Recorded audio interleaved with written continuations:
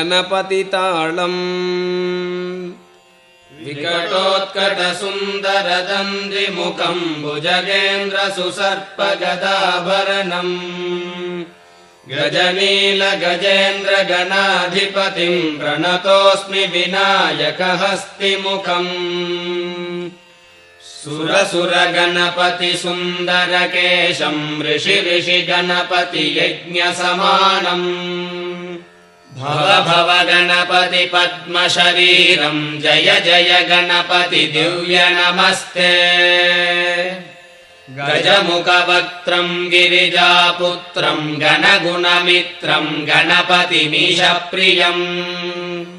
करधृतपरशुम् गणपानिम् कबलितपद्मरुचिम् सुरपतिवन्द्यम् सुन्दरनृत्तम् सुरचितमणिमकुटम्